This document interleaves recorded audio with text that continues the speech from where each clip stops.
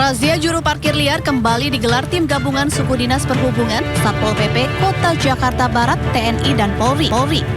Tim gabungan menyisir sejumlah tempat parkir di kawasan Cengkareng, Kebonjeruk, Tambora, dan Grogol, Petamburan, Jakarta Barat. Petugas mengamankan sejumlah juru parkir liar yang menjaga area parkir minimarket dan pertokoan. Sedikitnya 10 orang juru parkir liar diamankan dalam razia kali ini. Kepada para masyarakat, sama-sama kita dukung kegiatan kita ini agar kondusif dan infokan kepada kami apabila masih terdapat jukir-jukir yang terdapat tidak memiliki izin yang dikeluarkan oleh UP Parkir. Razia ini dilakukan lantaran adanya aduan masyarakat yang resah tentang keberadaan juru parkir liar. Dari Jakarta, Miftahul Gani, iNews melaporkan.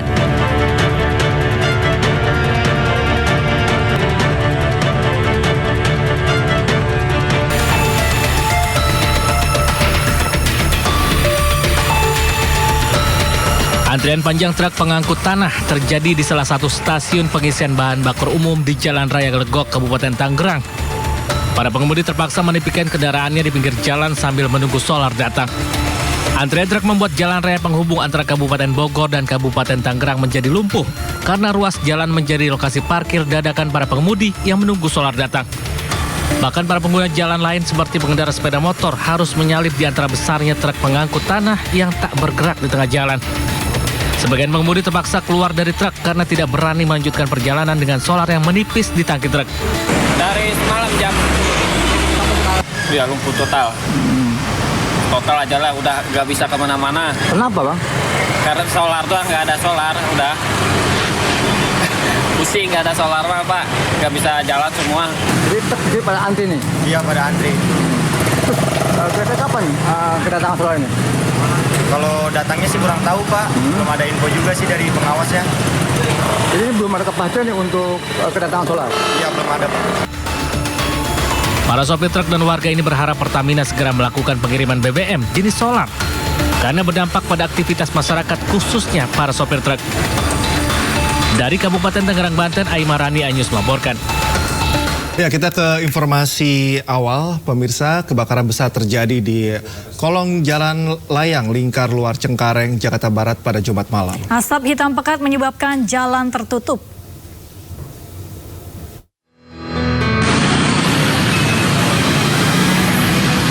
Kebakaran terjadi di kolong jalan layang lingkar luar Rawabuaya Cengkareng, Jakarta Barat. Kobaran api menimbulkan asap hitam pekat yang membumbung tinggi di ruas jalan layang. Kebakaran yang bersebelahan dengan ruas tol lingkar luar ini membuat para pengguna jalan berhenti.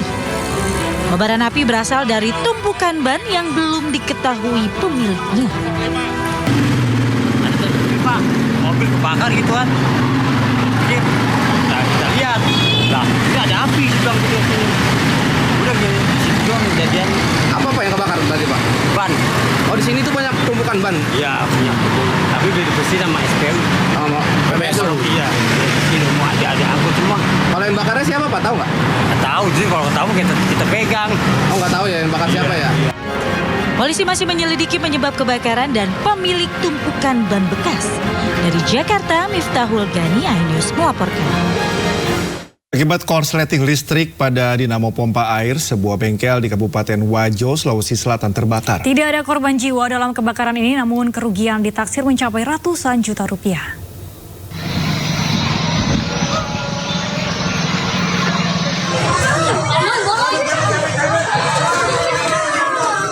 Asap tebal membumbung tinggi ke udara dari salah satu bengkel motor dan sebuah mobil yang terbakar di Jalan Andi Maka Amirullah, Kabupaten Wajo, Sulawesi Selatan, Jumat siang.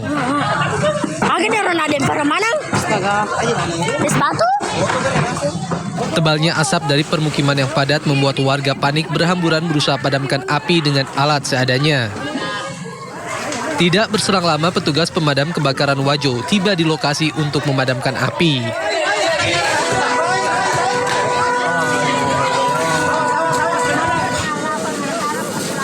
Penyebab kebakaran diduga dari kabel dinamo pompa air yang mengalami korsleting membuat kobaran api dan membesar lalu membakar isi bengkel dan sebuah mobil. Itu penyebab kebakaran di sini Pak, apa Pak penyebabnya Pak? Ya, dinamo air itu yang kapalnya kosle. Iya. Apa yang terbakar Pak di sini? Apa banyak, kalau ala bengkel banyak. Tidak ada korban jiwa dalam peristiwa ini, namun kerugian ditaksir mencapai ratusan juta rupiah. Dari Kabupaten Wajo, Sulawesi Selatan, Amnar Sengkang, iNews melaporkan. Kabupaten Flores Timur dan Kabupaten Sika di Nusa Tenggara Timur diguyur hujan abu vulkanik erupsi Gunung Lewotobi laki-laki. Akibatnya abu vulkanik menutupi pemukiman warga dan sepanjang jalan Trans Flores.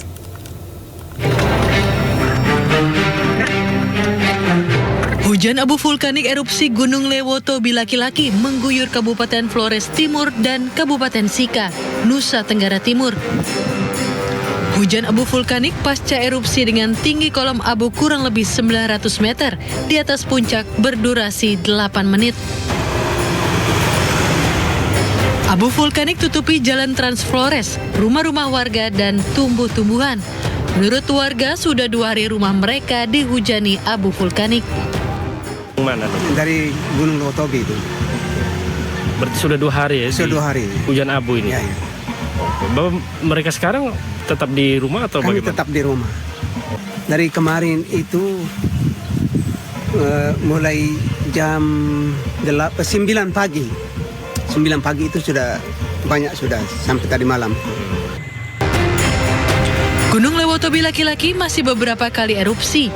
Warga sekitar gunung pun diminta untuk waspada. Dari Flores Timur, Nusa Tenggara Timur, Joni Nura melaporkan. Ya, banjir rob merendam permukiman padat penduduk di Kota Pasuruan, Jawa Timur. Akibat banjir, pemirsa, aktivitas warga pun terganggu.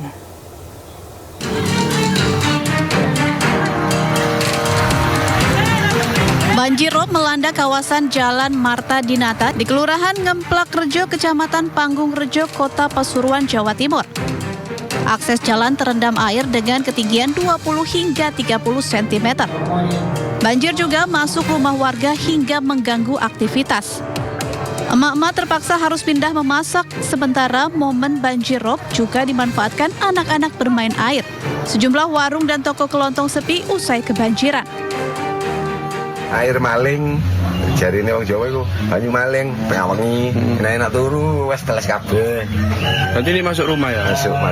Berapa senti paling tinggi di dalam ini? Biasa di dalam biasanya 15-an ini wes paling tinggi wes. Keganggu apa gimana Bu? Ya ganggu Mas.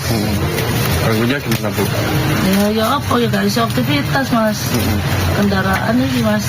Kendaraan? Apa mana yang aku jualan itu tambah besar biasanya. 4 hari itu sudah.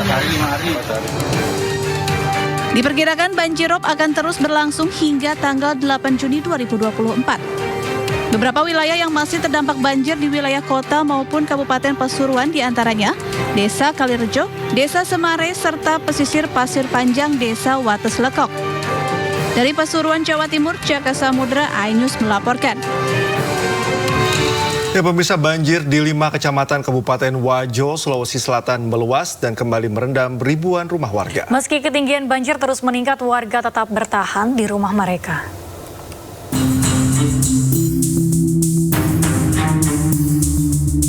Hampir sebulan lamanya, 5 kecamatan di Kabupaten Wajo, Sulawesi Selatan diterjang banjir. Banjir setinggi 1 hingga 3 meter merendam ribuan rumah warga. Diketahui banjir ini disebabkan luapan Danau Tempe dan banjir kiriman kabupaten tetangga. Meskipun ketinggian banjir terus meningkat, ratusan warga memilih bertahan di rumah mereka. Warga bertahan di dalam rumah dengan membuat balai-balai dari bambu. Kalau dibutuhkan warga di sini sekarang ini yang dibutuhkan adalah bambu. Bambu untuk bikin balai-balai di dalam rumah itu yang sudah tenggelam atapnya. Ada banyak rumah ya Pak yang tenggelam? Ya, sekarang sekitar 20 rumah. Sudah ada bantuan bambu Pak? Sudah ada dari pemerintah, masih sebatas 2 orang per rumah. Oh, belum mencukupi Pak? Mencukupi. Warga berharap mendapat bantuan bambu dari pemerintah, khususnya bagi warga yang berada di pesisir Danau Tempe. Dari Kabupaten Wajo, Sulawesi Selatan, Amnar Sengkang, iNews melaporkan. Kemal Redindo Putra, anak mantan Menteri Pertanian Syahrul Yassin Limpo diperiksa KPK saat mendatangi gedung KPK. Kemal Redindo juga menyerahkan sebuah minibus mewah Velfire kepada KPK.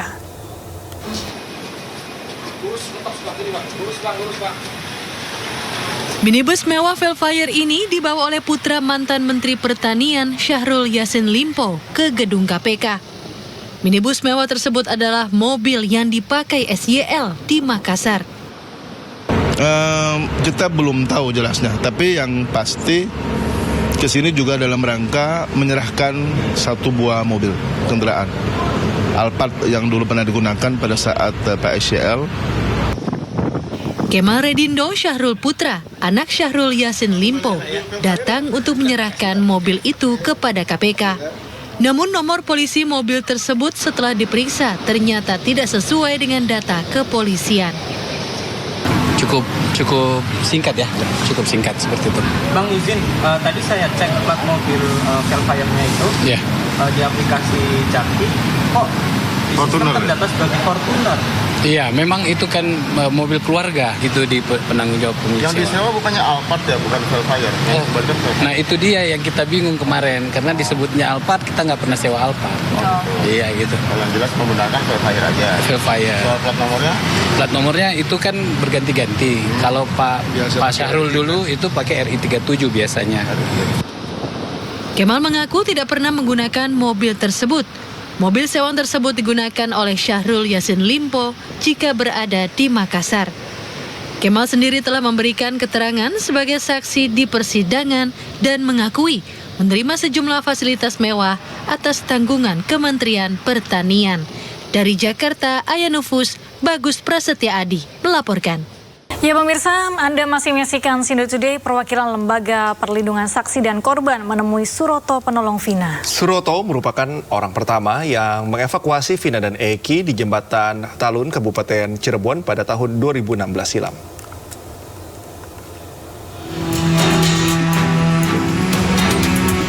Suroto penolong Vina diperiksa Lembaga Perlindungan Saksi dan Korban pada Jumat siang.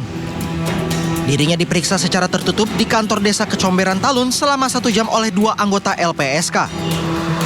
Pemeriksaan dilakukan guna meminta keterangan Suroto sebagai saksi yang pertama kali mengevakuasi dan menolong Vina dan Eki saat tergeletak di flyover Talun, Kabupaten Cirebon, Jawa Barat pada tahun 2016 silam. Dalam pemeriksaan ini, LPSK meminta keterangan Suroto seputar kejadian saat menolong korban, serta menanyakan kemungkinan adanya intimidasi terhadap dirinya. Tadi ada berapa ya? 4 atau 5 tadi ya? Apa aja tuh Pak kalau boleh tahu? Intinya bila mana saya ada yang intimidasi ya, ada yang neror, jadi segeralah untuk melaporkan ke LSPCK. Kalau sejauh ini ada nggak Pak intimidasi? Belum ada. Suroto berharap kasus pembunuhan Vina dan Eki dapat segera menemukan titik terang dan secepatnya terselesaikan. Dari Cirebon, Jawa Barat, Miftahudin, iNews melaporkan. Saksi penolong Vina, Suroto menjelaskan bahwa motor yang dikendarai Vina dan Eki tidak mengalami kerusakan dan lokasi dalam film berbeda dengan yang aslinya. Ya, dan berikut cuplikan dialog bersama rekan Abraham Silaban. Saya nanti akan ke Bapak lagi Pak, tapi saya belum ukur ini Pak, jarak antara Vina, Eki, dan sepeda motor ya. Ini kita harus ukur terus Pak, tapi kita harus berhati-hati Pak ya. Kita ukurnya lurus saja Pak. Nah, tolong jangan dilepas Pak ya. Saya coba ukur nih. Pemirsa, jarak antara Vina dan sepeda motor, karena yang paling dekat. Tandain dulu Om, 5 meter itu Om. Oke, 5 meter. Melintas di sini. 3 meter ya Pak? 3 meter Pak. Oke, berarti 8 meter ya Pak? Oke. Nah, dari sini jarak 8 meter. Ini sepeda motornya Pak ya? Betul. Bapak bawa kemana motornya? Ke sini? Ke pinggir Pak, ke pinggir. Ke sini? Iya, pinggir sini. Oh, sebelah sini berarti ya Pak ya? Bapak dorong motornya? Dorong, masih bagus motor, nggak luka, nggak apa. Oke. Sepeda motor sudah pindah ya Pak ya? Sudah pindah. Artinya kita pindah, kita tandain di sini sepeda motor sekarang.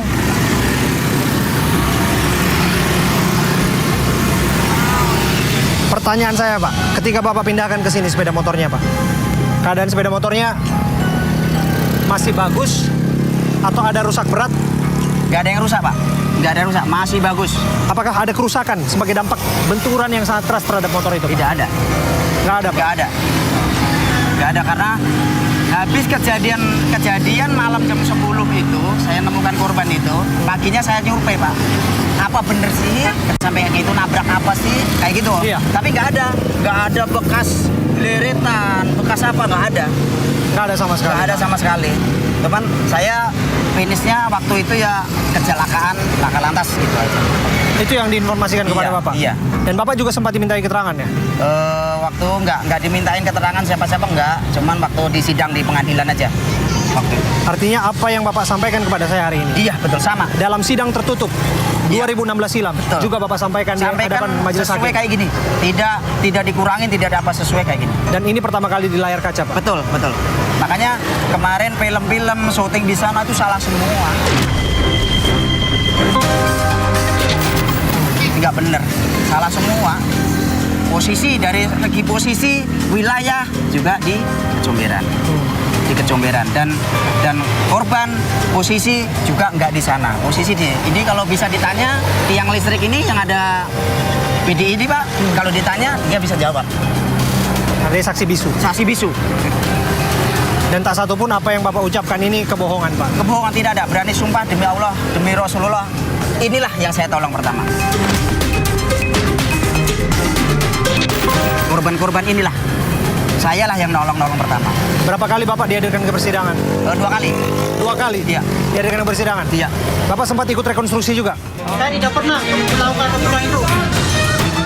Pemirsa, saatnya kita simak pantauan arus lalu lintas dan kami telah terhubung dengan Brigadir Treslinda dari NTMC Polri yang kini berada di kawasan Bumi Serpong Damai, Tangerang Selatan. Ya, Brigadir Treslinda, bagaimana pantauan arus lalu lintas dari tempat Anda melaporkan?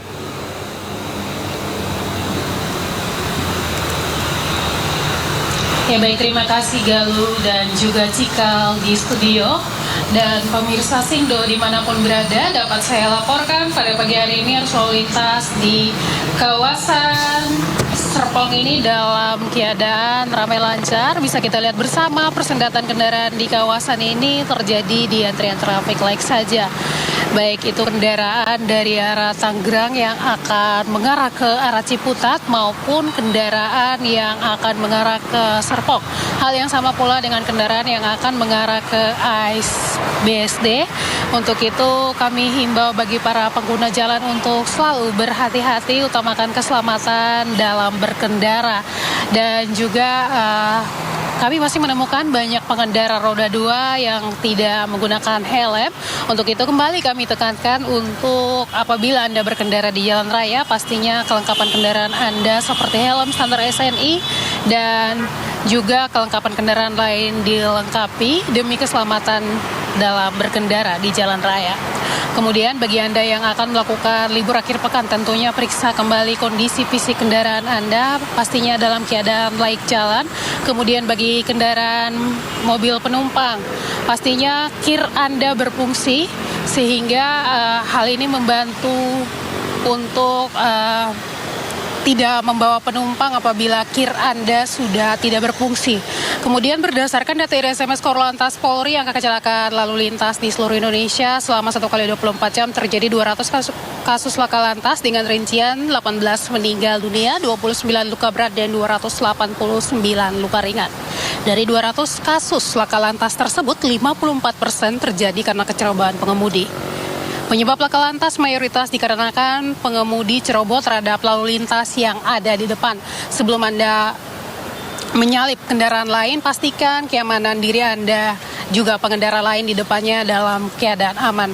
Untuk mengupdate informasi seputar arus lalu lintas terkini, kami siap melayani Anda di 1500669 atau melalui SMS center kami di 9119. Galuh dan juga Cikal kembali ke Anda, silakan. Baik, terima kasih Brigadir Treslinda atas laporannya dari kawasan Bumi Serpong Damai, Tangerang Selatan. Selamat bertugas kembali dan salam presisi. Kita menuju ke informasi berikutnya, pemirsa. Pemerintah memberi isyarat penundaan program Tapera hingga tahun 2027. Penundaan Tapera dilakukan pemerintah di tengah gelombang penolakan dari para pekerja.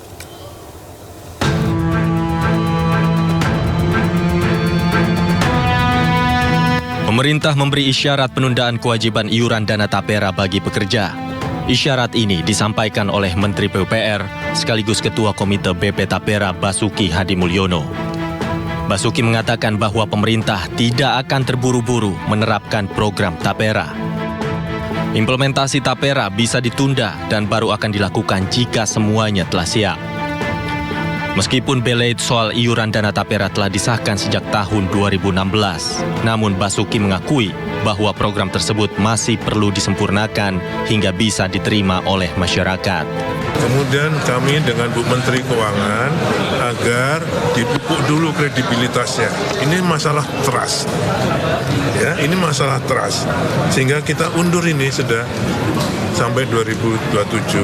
Menurut saya pribadi, kalau memang ini belum siap, kenapa kita harus tergesa-gesa? Isyarat penundaan iuran tapera dilontarkan di tengah kritik dan sorotan tajam dari para pekerja pada pemerintah. Pasalnya kewajiban tapera tak hanya menyasar para pekerja formal, namun juga pekerja mandiri, termasuk ojek online. Rencana itu menuai reaksi pengemudi ojek online. Di antaranya ada yang mendukung kebijakan tapera asalkan pengelolaannya jelas dan transparan, namun tak sedikit juga yang menolak keras rencana tersebut. Setuju-setuju aja, maksudnya gini, tapera itu kan untuk nabung, untuk dapetin rumah, logikanya seperti itu. Nah, itu bagus untuk dapetin rumah tapera. Permasalahannya itu yang ngelola bisa gak dari tabungan kita dikelola, bener apa enggak, permasalahan di situ kok. Kalau saya sih nggak setuju. Yang kedua, poinnya adalah pemerintah halusinasi. Gimana mau kita nabung buat perumahan rakyat, argo aja kecil, potongan dari aplikator gede, terus mau dapat apaan? Gelombang penolakan juga datang dari kelompok buruh yang kemarin turun ke jalan menolak program tapera. Para buruh keberatan upahnya dipotong sebesar 3% untuk program tersebut. Dari Jakarta, Tim Liputan iNews melaporkan. Sementara itu, Badan Pengelola Tapera memastikan belum ada penarikan simpanan dari peserta baru, baik dari kalangan aparatur sipil negara maupun non-ASN. Iuran tapera baru akan dimulai dilakukan pada tahun 2027. Aksi unjuk rasa para buruh dan pekerja menolak potongan iuran tabungan perumahan rakyat atau tapera terus bergulir di berbagai daerah. Komisioner Badan Pengelola Tabungan Perumahan Rakyat atau BP Tapera, Heru Budi Nugroho menegaskan bahwa BP Tapera belum mulai memungut iuran peserta karena masih dalam tahap peningkatan tata kelola internal dan korelasinya dengan pengelolaan dana tapera. Heru menjelaskan BP Tapera hingga saat ini hanya mengelola dana dari dua sumber, yakni dana APBN untuk fasilitas likuiditas pembiayaan perumahan atau FLPP dan dana tapera untuk peserta PNS ex Bapertarum. Sehingga belum ada pengelolaan dana dari peserta tapera yang baru termasuk dari ASN. Tidak semua pekerja diwajibkan menjadi peserta tapera. Hanya yang pendapatannya lebih dari upah minimum. Di bawah upah minimum tidak wajib menjadi peserta tapera. Makanya perlu ada grand design dengan melibatsertakan masyarakat untuk bersama-sama pemerintah bareng-bareng itu. Dan konsepnya bukan iuran, nabung. Konsepnya adalah nabung.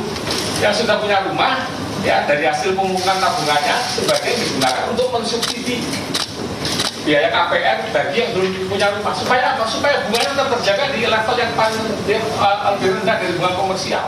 BP Tapera saat ini masih berupaya untuk memperbaiki tata kelola guna membangun kepercayaan publik terhadap lembaganya untuk mengelola dana iuran tabungan perumahan rakyat. Ketua Umum Partai Gerindra Prabowo Subianto resmi menyerahkan rekomendasi dukungan kepada pasangan petahana Hovifah Indar Parawansa Emil Dardak untuk maju sebagai pasangan calon gubernur dan wakil gubernur Jawa Timur di Pilkada 2024. Ya, Prabowo menegaskan Gerindra bersama Koalisi Indonesia Maju siap bekerja keras memenangkan pasangan Hovifah Emil.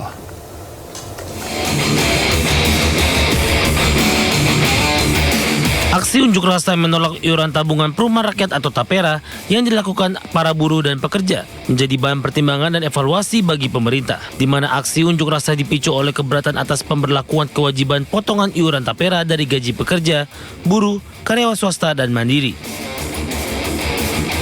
Menteri Pertahanan yang juga Presiden terpilih Prabowo Subianto menegaskan bahwa dirinya akan mempelajari peraturan pemerintah terkait potongan iuran TAPERA yang menjadi polemik, serta Prabowo akan mencari solusi terbaik terkait potongan iuran TAPERA. Seperti diketahui, program iuran tabungan perumahan rakyat ini menjadi polemik berkepanjangan.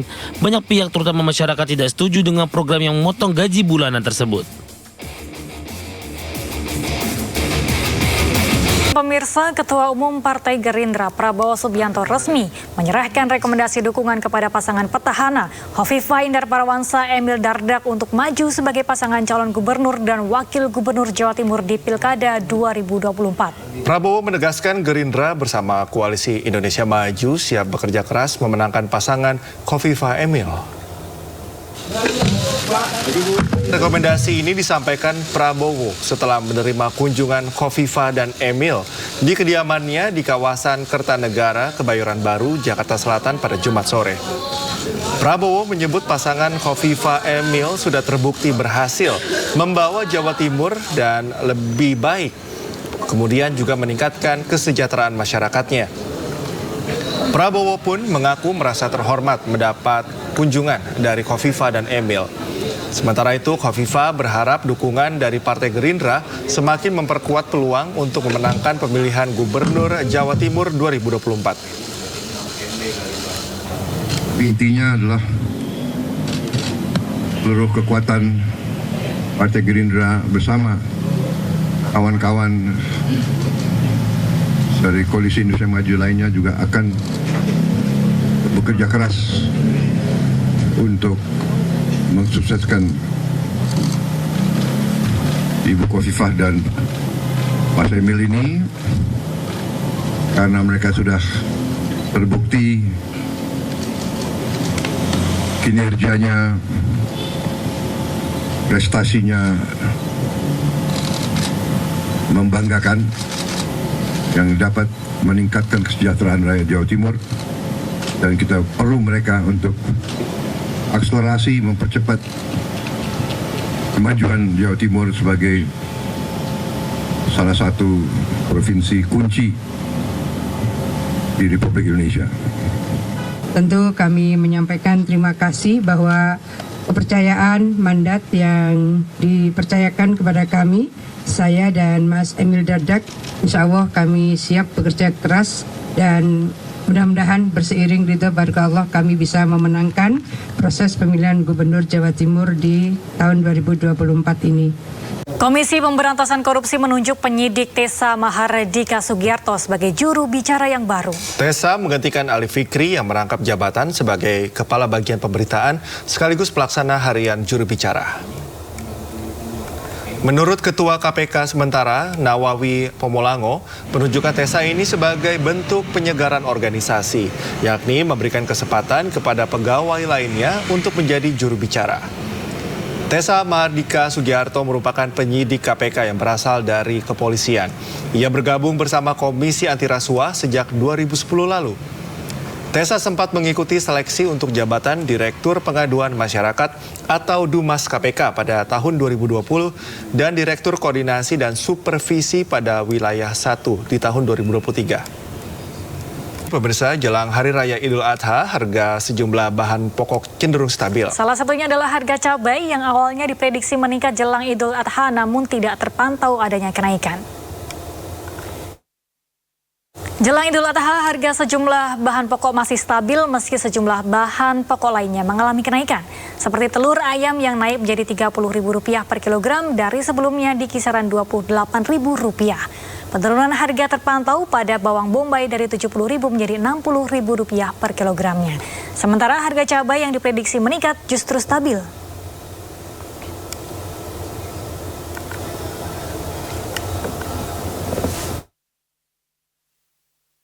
Dan untuk mengetahui komoditas apa saja yang naik harganya, sudah ada rekan kami Ayu Pratiwi di Pasar Tebet, Jakarta. Ya, Ayu, berdasarkan pantauan Anda, bahan sembako apa saja yang mengalami kenaikan harga di sana? Iya, Galuh, Cikal dan juga pemirsa, berdasarkan pantauan kami sejak tadi pagi di Pasar Tebet, Jakarta Selatan, saat ini yang terpantau meningkat harga adalah harga buncis yang sebelum dibanderol dengan harga Rp15.000 per kilogramnya, kini dibanderol menjadi Rp20.000 per kilogramnya. Dan harga ini sudah mengalami peningkatan selama 4 hari. Dan yang menarik adalah di beberapa pasar mungkin saat ini sedang ramai sekali ataupun hangat diperbincangkan terkait dengan harga beras yang melambung tinggi. Namun di Pasar Tebet, Jakarta Selatan ini, harga beras saat ini masih stabil. Untuk beras medium hingga saat ini masih dibanderol dengan harga kisaran Rp12 hingga Rp13.000. Sementara untuk beras premium masih dibanderol dengan harga Rp14 hingga Rp15.000. Dan yang menarik lagi pemirsa, kemarin memang pada Sabtu pekan yang lalu atau tepatnya seminggu yang lalu, harga bawang bombay melambung sangat tinggi, bahkan mencapai di angka Rp70.000 per kilogramnya. Kini sudah berangsur turun menjadi Rp60.000 per kilogramnya. Bahkan harga cabai rawit ataupun cabai merah dan juga cabai keriting yang biasanya diprediksi akan mengalami peningkatan jelang Hari Raya Idul Adha, namun saat ini di Pasar Tebet, Jakarta Selatan tidak mengalami kenaikan sama sekali. Yang masih digandrungi oleh masyarakat dan masih menjadi bahan perbincangan masyarakat di Pasar Tebet ini adalah harga telur ayam yang hingga saat ini sudah 2 bulan lamanya masih melambung tinggi dan masih ada di angka Rp30.000 per kilogramnya. Padahal semula harga telur ayam di pasar ini dibanderol dengan harga Rp26 hingga Rp28.000. Untuk itu baik pedagang dan juga para pembeli berharap kepada pemerintah agar bisa menstabilkan harga dan juga bisa tetap memastikan pasokan sayur mayur untuk tetap aman, karena mengingat sebentar lagi akan Idul Adha, agar nantinya tidak ada kenaikan harga. Karena memang dari penuturan yang disampaikan oleh para pedagang, biasanya untuk Idul Adha ini ada kenaikan harga itu ada di 1 minggu sebelum hari H. Namun tidak menutup kemungkinan juga biasanya apabila di 1 minggu sebelum hari H tidak ada kenaikan harga, biasanya harga ataupun bahan pokok ini akan meningkat di H-3 ke Idul Adha. Sementara demikian kembali ke Cikal dan juga Galuh. Ayu, jika Anda menyampaikan bahwa harga telur ayam masih di atas harga biasanya, bagaimana dengan harga daging ayam dan juga mungkin daging sapi yang ada di sana?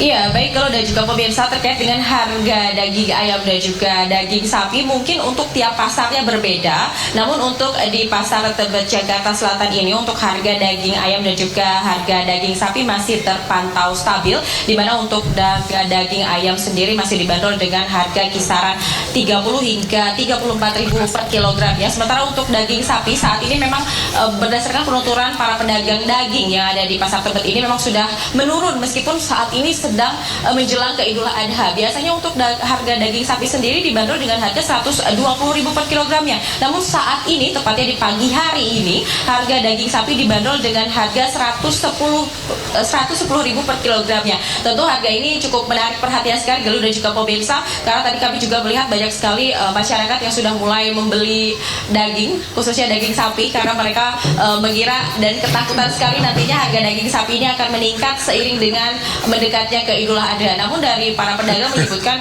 di Pasar Tebet ini walaupun nantinya mendekati hari Idul Adha ataupun nanti menjelang hari Raya Idul Adha sendiri, untuk harga daging selalu terpantau stabil dan harga daging ini baru akan meningkat nantinya biasanya untuk Hari Raya Idul Fitri. Galuh. Ya, ini ada 2 wajah yang sangat tidak sabar untuk belanja ya, karena harganya ada yang turun. Tetap tahan, jangan terlalu membuncah keinginan untuk belanjanya, tetap dikontrol. Ayu, terima kasih atas laporannya dari Pasar Tebet, Jakarta Selatan, dan selamat bertugas kembali. Kita ke informasi seputar haji. Pemirsa, ratusan jemaah calon haji asal Cimahi, Jawa Barat diberangkatkan ke embarkasi sebelum diterbangkan ke Tanah Suci Mekah, Arab Saudi. Pemberangkatan jamaah disambut isak tangis dan haru keluarga para calon jemaah haji.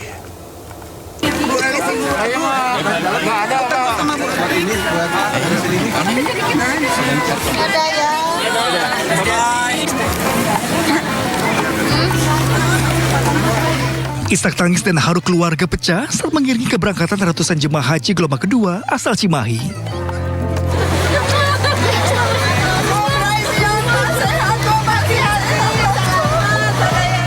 Sebelum menaiki bus rombongan, para calon jemaah haji dihampiri anggota keluarga untuk berpamitan.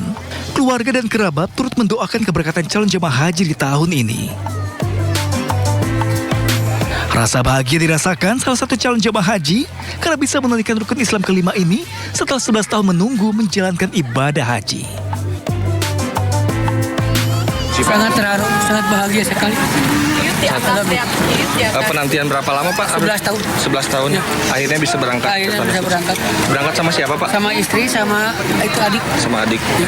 Bapak jamaah dari? Jamaah Takwa. Cimahi ya Pak? Cimahi.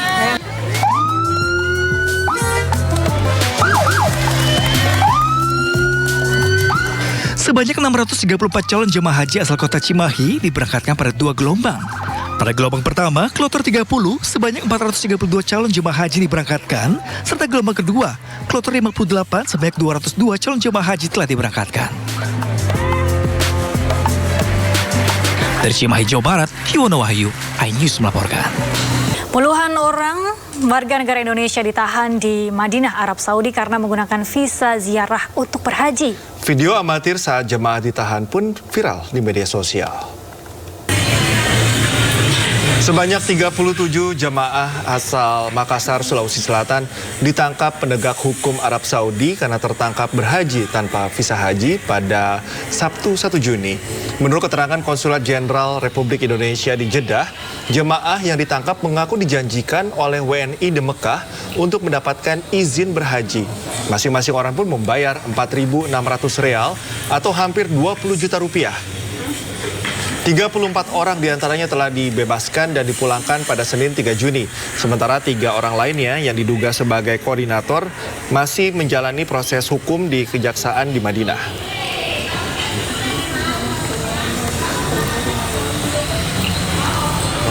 Pemerintah menerapkan skema murur guna mengantisipasi kepadatan jemaah haji di Musdalifah. Ya, di mana nantinya jemaah haji akan melintas dan berhenti sebentar bagi jemaah berisiko tinggi, lansia, disabilitas, dan pendamping dari Arafah ke Mina. Skema murur merupakan ikhtiar pemerintah Indonesia menjaga keselamatan jiwa dan kemaslahatan jemaah haji atas kepadatan di tengah terbatasnya area Musdalifah. Skema ini diambil lantaran Mina jadi tidak lagi ditempati jemaah Indonesia sebagai dampak pembangunan toilet seluas 20.000 meter persegi. Setiap jemaah nantinya hanya mendapatkan tempat sekitar setengah meter persegi.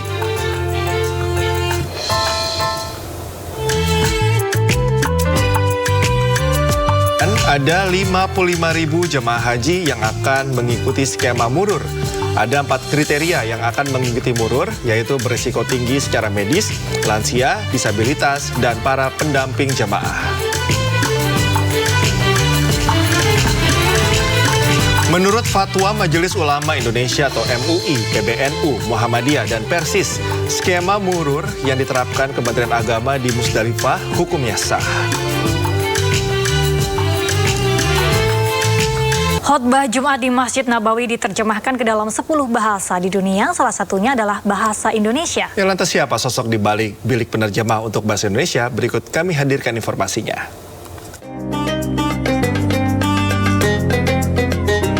Bagi para jemaah haji tahun ini, tentunya akan mendengar khotbah Jumat di Masjid Nabawi dengan bahasa Arab. Namun terdapat penerjemah dalam 10 bahasa lainnya, termasuk bahasa Indonesia. Ialah Zakwan Aish Fajar Asyari, pria yang merupakan mahasiswa Indonesia kuliah S2 jurusan Ilmu Hadis di Universitas Islam Madinah ini, bekerja sebagai penerjemah khotbah bahasa Indonesia. Jadi untuk tantangan terberat menurut saya adalah bagaimana kita bisa menyampaikan pesan khotib itu secara tepat, baik dalam terjemah ataupun dalam hal lain ya. Jadi tidak hanya dalam kita menerjemahkan teksnya saja, tapi ketika menyampaikan kita juga bisa mengikuti bagaimana khotib itu menyampaikan khutbah. Dan ini juga perlu butuh latihan yang berulang, tidak hanya 1 atau 2 kali saja, harus sering diasah, harus sering latihan agar bisa menjadi seorang penerjemah yang baik dan handal tentunya. Program translator khotbah Jumat sudah berlangsung selama 10 tahun. Namun untuk bahasa Indonesia baru dimulai 7 tahun lalu. Suka duka pun dialami Zakwan sejak bekerja menjadi penerjemah. Dan bahasa, karena bahasa Arab itu juga bahasa yang sangat kaya, kadang kita penerjemah itu agak bingung. Karena mungkin satu kata dalam bahasa Indonesia di dalam bahasa Arab itu bisa berarti dalam banyak kata, dan itu sering terjadi pengulangan seperti itu. Nah, di situ kita dituntut untuk bisa mencari sinonim atau padanan dari kata tersebut. Selain menerjemahkan saat khotbah Jumat, Zakwan juga menerjemahkan khotbah saat Idul Fitri, Idul Adha, dan sholat istiqo atau doa meminta hujan. Ia juga diminta menerjemahkan buklet dan pengumuman yang ada di Masjid Nabawi. Dari Madinah, Arab Saudi, Suhud Nur Fadli, iNews, anggota Media Center Haji 2024 melaporkan. Menjelang Hari Raya Idul Adha, jasa potong bulu dan perawatan kuku hewan ternak di Pasar Hewan Ngerame, Kabupaten Mojokerto, Jawa Timur kebanjiran order. Ya, dengan perawatan bulu dan kuku dipercaya hewan kurban akan cepat laku karena bersih dan mempercepat pertumbuhan.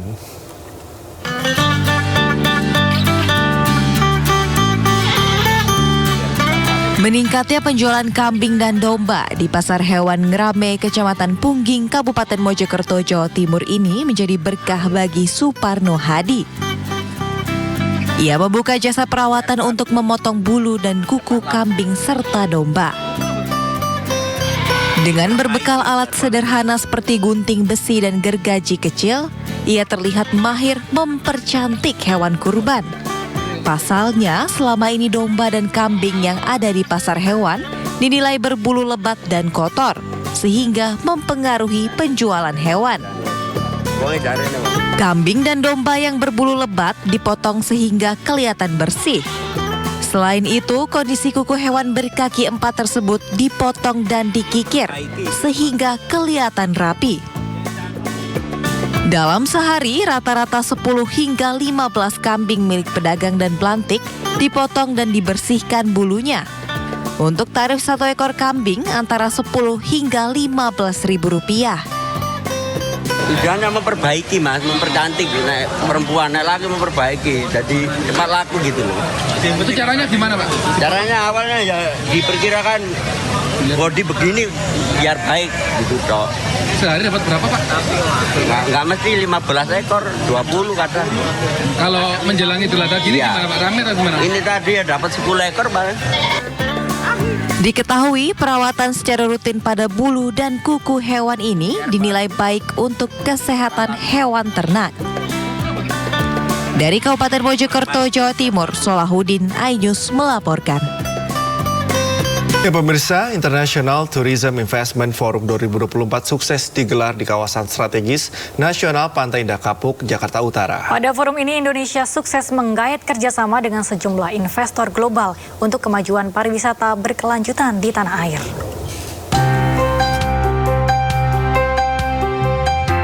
International Tourism Investment Forum 2024 yang digelar selama 2 hari sukses menggait kerjasama dari sejumlah investor global.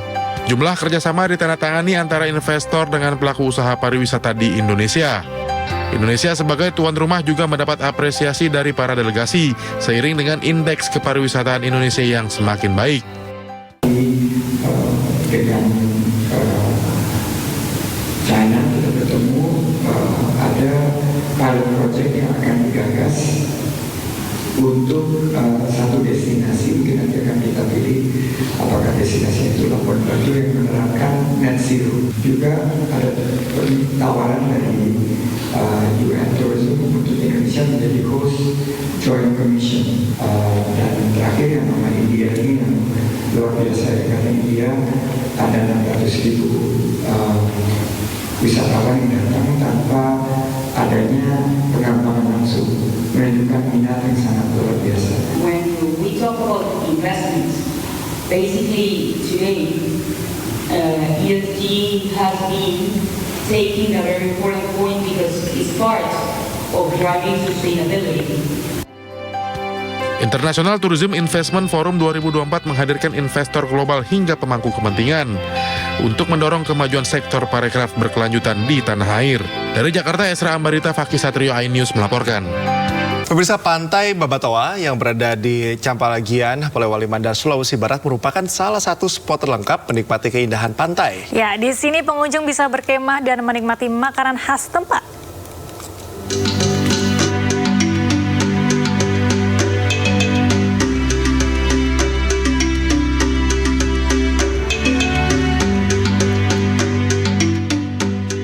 Pantai Babatoa sangat terkenal di antara wisatawan dan penggemar keindahan alam di Polewali Mandar, Sulawesi Barat.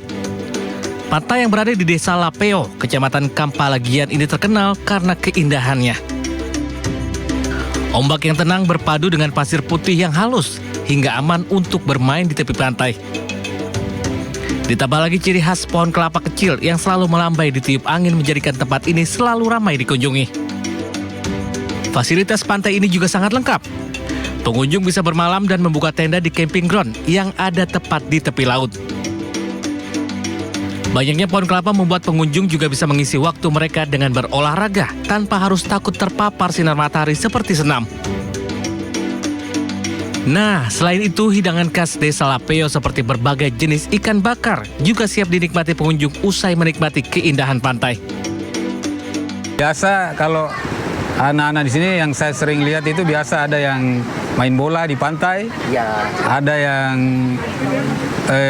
senam pagi apa semua. Banyak kegiatan sini yang tiap hari di sini. Suasana di pesisir pantai ini rindang dan sejuknya fasilitas penginapan yang bisa ketika masyarakat ingin menginap di sini kita bisa fasilitasi. Karena keindahannya, Pantai Babatoa ini masuk dalam 50 besar Anugerah Desa Wisata Indonesia atau ADWI oleh Kementerian Pariwisata 2024 tahun ini. Nah, bagi Anda yang ingin mencoba berwisata di lokasi ini cukup mudah dijangkau.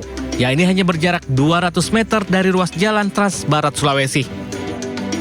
Dari Polewali Mandar, Sulawesi Barat, Huzair Jainal, iNews melaporkan.